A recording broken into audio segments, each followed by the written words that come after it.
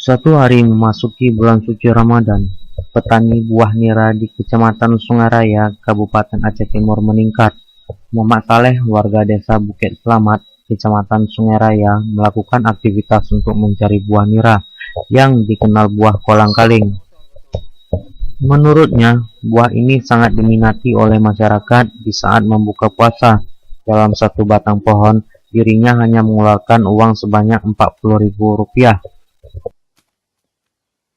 Ini diambil untuk apa nih, Bang? Kita ambilnya, kita olah untuk menjadi kalang-kaling. Kolang-kaling, Bang. Ya. Ini salah satu menu buka puasa, Bang, ya? Iya, untuk buka puasa.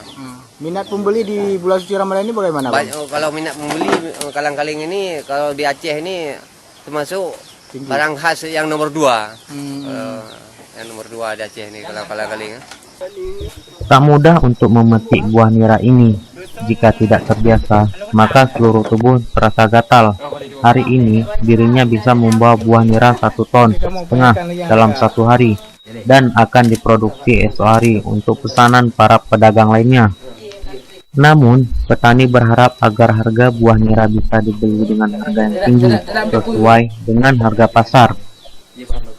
Dirinya dalam mengembangkan usaha produksi buah nira ini, di setiap bulan suci Ramadan, jika dijual di pasaran, harga per kilo buah kolang-kaling ini berkisar antara Rp6.000 hingga Rp8.000 per kilogramnya.